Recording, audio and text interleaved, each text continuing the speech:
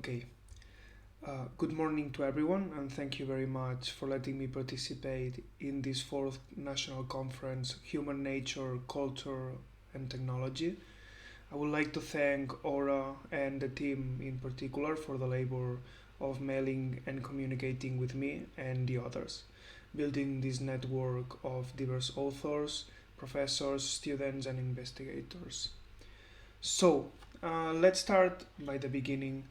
When I was writing the script, I realized that the title may be confusing because this is precisely what a speciesist, someone who would consider insects a plague that interferes with human made species, would say regarding insect consumption. So let me make a few aclarations. What is the plague? Who is the plague? From a Christian eschatology standpoint, it's clear. The plague are the insects we are unconsciously bringing upon the earth through all these Babylon the whorish measures.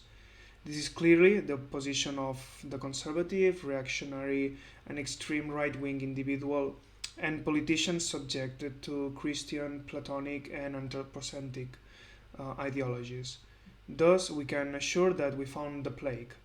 Indeed, one of the declinations of this plague is the whole conglomerate of reactionary mass of conservative, chauvinists, and crypto-fascists who cling on this kind of measures that fuel the imaginary of a hyper-spectacular cultural war between a leftist, vegan, communist, LGBTQ plus pro-abortion activists versus the traditional hypergamic, racist, Protestant, traditionalist subjects. But maybe, we can find an underlying truth in the reactionary pathos. That is to say, they sometimes identify very well which is the Western pseudo activist trick in the decisions taken by so called liberal governments and institutions. We can recall now the Foucaultian maxim that a resistance that becomes power can be more dangerous than power itself. That is to say, measures that might seem to seek global justice are the most evil ones.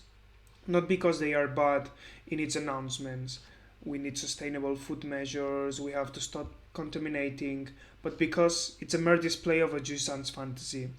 A theater that fuels both leftist neurotic fantasy, we are more eco friendly now that we are forcing abstinence from meat eating, and conservative, obscene super ego Jewer being able to fight this Babylon the whore. Here we find the second declination of the plague of greenwashing and pink capitalism that create the illusion we are leading towards a more sustainable, fair, and eco-friendly society, whereas the structural problem remains untouchable. Uh, in other words, we are facing the classic structural problems, individual solutions, or as we would say in psychoanalysis, the masking of the real, death, suffering, the unspeakable thing out there, the void, by the symbolic fantasy in extremis. It is the work of posthuman philosophy and radical ecofeminist resistance to face off and denounce all these fake achievements that as a society we try to convince ourselves we reach. And it's my work to, paradoxically, find the truth in fascism and lies in liberals. In this sense, I am the plague. Let's start with the decision I'll try to face in this discussion. That is, the proposal for the use of two insects, cricket and beetle larva, as marketable food by the European Commission, making a total of four if we include the migratory locust and the mealworm. Now, as a cook with some philosophical understanding, I can assure that they are fooling us with these measures. Or have we already forgotten that insect consumption here in Southern Europe started as a luxury? The past January of this year, the European Commission approved that, by the 8th article of the UE Regulation 2015-2283 and the Execution Regulation 2017-2470, only, and I would like to stress this only, two companies are gonna be allowed to commercialize with two types of food: frozen, paste, dried and powdered larvae, dung beetle, provided by Insect NLVV, and partially defatted powder house cricket provided by Cricket One CO. Now, we can say few things about the companies, and I can assure I went all the way down this rabbit hole. Cricket One is owned by Vicky Nguyen and Nam Dang, both formed in marketing, market research, business development, and international sales management, and having worked before in institutions such as the London Chamber of Commerce and Industry. Nam Dang is also the CEO of Mimosa Tech, and guess what this business is specialized in? Applications and technology applied to agriculture. About the other company, Insect, I'm only gonna say that they have Robert Downey Jr. as one of its investors, which is the same thing as having Bono making concerts for peace in Middle East. It is clear the symbiotic relationship between an institution like the European Commission in its need for a green-face, eco-friendly performance, and several businesses which make money through sustainable, futuristic, alternative food industry. It's like the Starbucks of New Age food. They exploit soil and workers for profit, but with an ecological face. Now let's talk about elite cuisine. We saw in the 90s the commercialization of lollipop insects in Thailand, and in 2012 the creation of Jiminy's, an edible fried mealworm company in France. So let's say that the boom started in 2010s. 15 years ago, posh mega bourgeois Michelin star cooks will tell you how they went to Asia and South America and discovered insect eating traditions. After the 2000s proliferation of molecular cuisine and vanguardist chemistry cooking, chefs wandered around some ethnomophagist countries, mainly Thailand, China, or Mexico, looking for something else, new flavors. One of the first chefs to use insects as edible was the one Michelin star chef David Faux from the restaurant Aphrodite in Nice, France. When interviewed, he couldn't but to make the typical colonizer reflections. Oh, they eat things like that, they even consider it a delicatessen, and he was serving a 5-course menu that could cost 54 euros, which may include, for example, foie with cricket. Why am I bringing this up? Now, it's very obvious. The symbolic distance between the delicatessen gourmet and the ecological diet is the very best example to understand the functioning of consumerism politics ideology nowadays. Is precisely what the French philosopher Jean Baudrillard described in the System of Objects, namely the capitalistic logic of the difference within consumerism. This explains the relationship between the subject and its jouissance mediated by the social signifiers that are flying around some certain objects of production. And this gives us some clues why these measures will never work. What do I mean with that? Let's take the famous movie Devil Wears Prada and the scene of the cerulean blue dress. In this movie and in this scene, we can see how commodities work as a sign value, the unfamous Lacanian phallus, that which is you more than yourself, that which tells the other and yourself who you are. Food as a commodity is used by the subject to differentially posit itself in a hierarchical scale. If you buy expensive food, your status is upgraded. By positing itself in a group, namely the bourgeois, the individual maintains the difference with other groups, namely the poor. Which is the paradox. Hierarchies are immutable. They change and so their signifying objects. Insect dishes would mean nothing if it wasn't for the announcer, this big other, in this case the Michelin star cook. Same as the cerulean dress, first as the La Renta fashion collection, then as a bargain found in a sale. The problem is when instead of luxury, obscene and pervert, insects are shown as an ethical, environmentally sustainable choice. Now that chefs don't have what Baudrillard calls the difference monopoly, reduced to exclusive gourmet experience restaurants like one here in Catalonia or mere commodities like lollipops, people can set a hierarchical difference in status.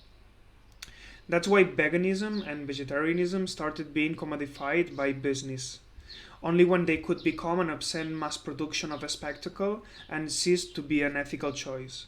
That's why we are observing a reaction against these types of measures, such as using electric cars, saving water, or not eating meat, by the white Western conservative consumerist, because they know the only ones allowed to transgress these ethical mandates and play the object difference logic are the very rich, using private jets, eating $100 steaks, and staying at five-star hotels, wasting a lot of water. Alienated status quo individuals don't like these measures, not because they aren't ethical enough, but because the access to the high sphere of symbolic objects is getting more and more expensive and exclusive. They are being expelled from the class they thought they were occupying, and that perception is posited by Adorno as one of the factors of extreme right-wing uprisings. This scenario causes the classic Jouy de l'autre, the jouissance of the other, where male chauvinists, 4chaners, and Redditors blame the leftist LGBT, Black Lives Matter movement, this classic strawman, because they are denying the access to the symbolic system of objects. That is, insect food was only okay as far as it implied some rich excess, some obscene enjoyment. Now that is the law, it's not funny anymore. This brings us to the posthumanist point. Reactionaries think that veganism, anti-speciesism, or queer ideology is a trend that brings up a new differential symbolic system of objects, which takes space in the social commodified fluid of neoliberal market. And when they are not completely wrong, it is not fundamentally true. Through this, these movements are directed towards the topic of the century, which conceals the otherness. This is why insect eating is bad, not because it's too radical, but because it's not radical enough. By conceiving insects as commodities, they are expelled from the realm of the otherness to become food. Therefore, every sentient being could be reified, objectified, because we accepted them as food, as an object. Insects, and obviously other animals, are the last resort of an ethical standpoint. Why? Because as Levinas said, it's impossible for a human to kill something with a face. The other must remain something we cannot link with, neither give nor erase its face. The moment we can link with it, it ceases to be the other. We need to deconstruct again the otherness, because we failed at incorporating it into our structures of thought. The otherness should be found in that the exclusion of which we've so naturalized that we cannot see them as an other. Who is expelled from its rights nowadays? Those whose whole life, body, and ethos are used as a metaphor or analogy for derogatory language. Pesky bee, treated like an insect, smashed like an insect. Insect speciesism employs similar rhetoric, reinforcing discrimination patterns also found in racism, colonialism, and white supremacy. Derrida wrote in one of his last books, "Today, in the West, the other is being eaten." Today, the other is the non-human animal, the forest or the insect. It is not a trend, it's a wake-up call from the fascist capitalist illusion. Anti-speciesism, veganism, and radical empathy are not only posthuman, but the ethic concept of our times, in a Hegelian sense. The big issue with insect speciesism, veganism, and anti-speciesism sometimes it gets reduced to nutritional facts. All you find in articles is how much protein can insects contribute to our modest and sustainable diet. But you won't find any interrogation into whether we are applying the same anthroponegationist formula that we use for other non-human animals that we do eat. We should conceive our interaction and cohabitation with insects in terms of how we, the world, really need them. They perform beneficial activities within our myriad ecosystems. They pollinate the plants, they are the foundation of the food chain, they play a role in nutrient cycling and waste disposal. The same ones able to draw a line between a chicken and a cat are the same ones that now, paradoxically, draw a line when it comes to insects because they are gross, not because it's speciesist and ethically problematic. I don't know what is less ethic, eating insects or not eating them. Now, obviously, I'm not saying that this rejection of insect speciesism must be directed as well towards indigenous people or not at all capitalistic societies or other cultures who had and have symbiotic relationships with insects, those relationships being violently severed by colonialism and capitalism. We know from indigenous scholars, such as the Inuits Sheila Watt Cloutier and Rosemary Kuptana, that far from speciesism, in the same sense that there was, strictly speaking, no racism before colonialism, indigenous people have a long story of symbiotic cohabitation with the environment, where everyday life consists in a respect and adoration of these creatures in a sustainable cohabitation. What is gross from my point of view is that activists have been pointing out the evidence of the need for a better relation with insects, not only because they were long before us inhabiting the earth, but because they are essential for pollinizing and the maintenance of a global ecosystem. And now we are going to mass produce them for consuming. We can draw now some final thoughts. What can we learn from the reaction against these resolutions? First, the obvious. That is not a real solution but a political role play which serves both the illusion of the institutions taking eco-friendly solutions and the opening of a market that's going to become a monopoly. Second, this monopoly is not only cultural appropriation from foreign and so-called indigenous cultures, but also the inscription of these activities within an architecture, economic system, and environment which strictly goes against any symbiotic relationship with the nature and the others. Then we can recall some psychoanalytic features operating in the background. The reactionary far-right position against this measure tells us a certain hidden truth. Conservatives, white or whited cis-occidental individuals are the perfect psychotic subjects when it comes to pointing out hidden truths beyond reality. As we can see in some social media claims like they want us to eat insects while the rich are gonna keep eating meat. We've seen this with the reproaches to Greta Thunberg, asking her if she would be so brave against Chinese factories. What is more paradoxical is the relation of the subject with the idea of eating insects as such. Those unable to eat insects because it's gross shown an anthropogenic approach to the other.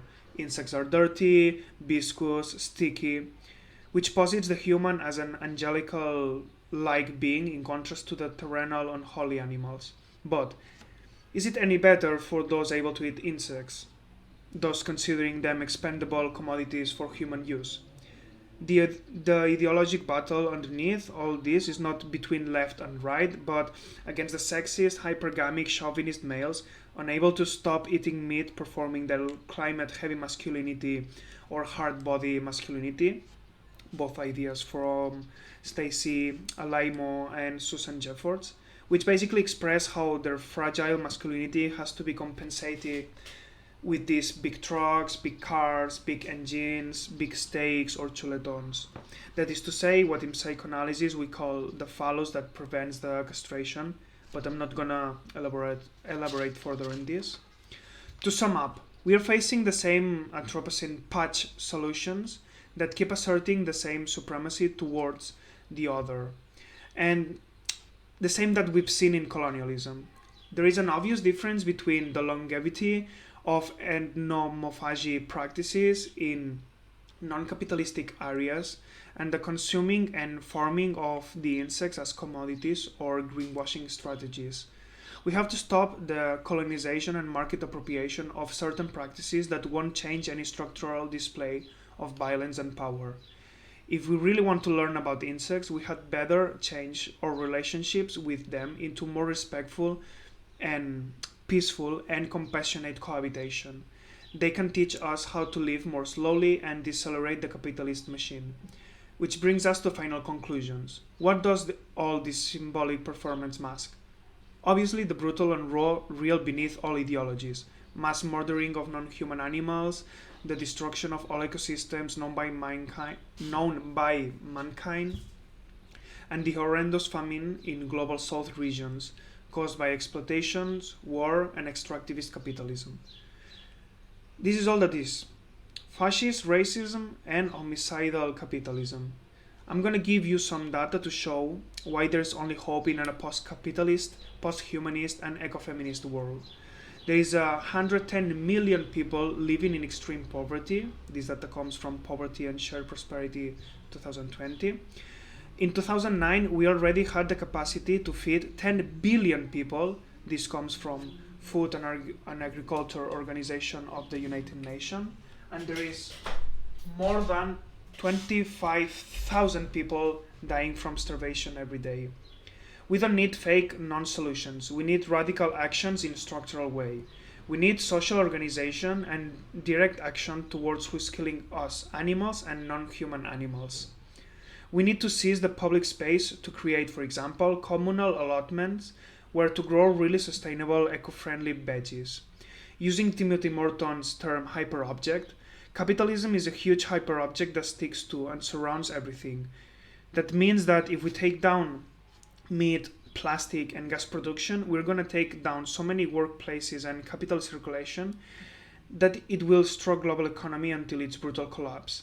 As far as we are maintaining capitalism and patriarchy, we are maintaining murder, and that is the last bad scenario. There is no happy solution nor upbeat applied humanities science here. We are so used to this liberal, negative liberty mentality that in the moment we start prohibiting meat, water, or gas for real, all these conservatives and fake liberal leftists are gonna face the real. We'll be reduced to using the line from Grain Corban cattle decapitation, a living, breathing piece of defecating meat. It won't be the plague, it's gonna be the apocalypse. Thank you.